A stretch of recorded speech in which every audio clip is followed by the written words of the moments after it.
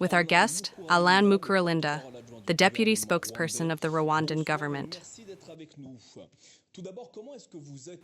First of all, how do you feel about the conclusions of the summit that took place over the last 2 days in Tanzania? We welcome these conclusions positively because they are balanced and reflect the real situation on the ground.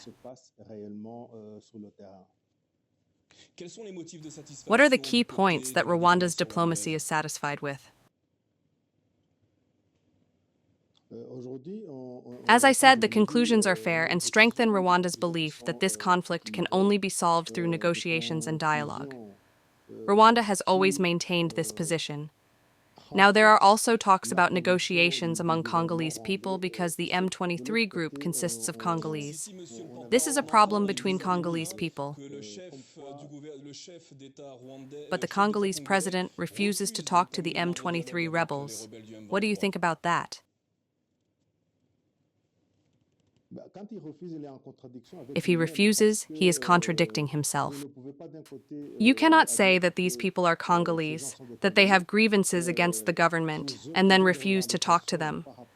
That is avoiding responsibility. It shows a lack of willingness from the Congolese government to solve the issues. Instead, they prefer to create a narrative that blames everything happening in eastern DRC on the Rwandan government. Fortunately, regional leaders and neighboring countries understand the real situation. That's why I say the summit's conclusions are fair. They reflect the actual events on the ground rather than just supporting the Congolese government's version of the story. Rwanda called the summit historic and productive. How will your country contribute to the proposed solutions?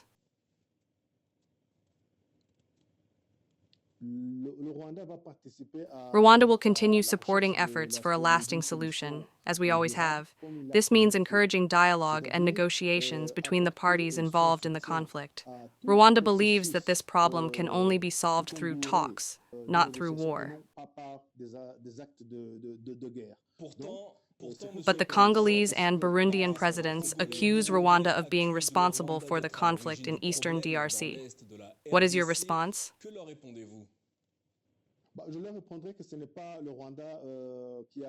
I would say that Rwanda is not the one who started the conflict.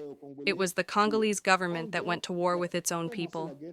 They called for reinforcements from Burundi, brought in militias and mercenaries, and expelled the East African community's peacekeeping forces.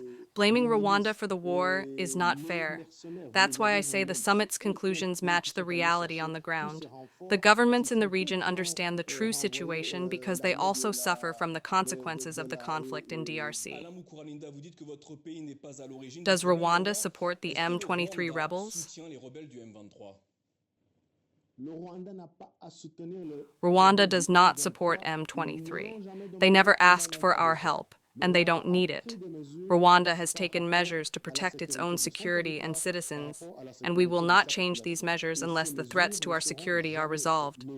If the Congolese government or others see these security measures as support for M23, they are mistaken.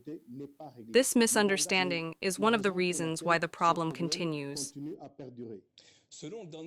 A UN report states that between 3,000 and 4,000 Rwandan soldiers are in eastern DRC. Is this true?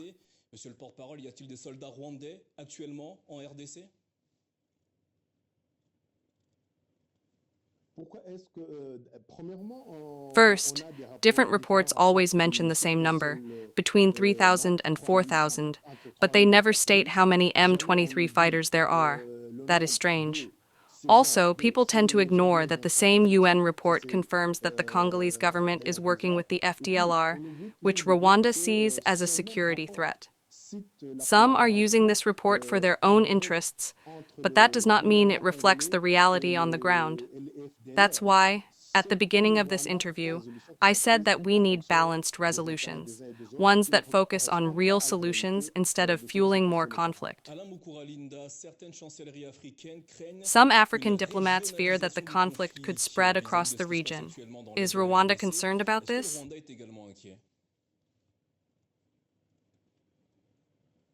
No, we are not worried. There is no reason for the conflict to spread. This is an exaggeration.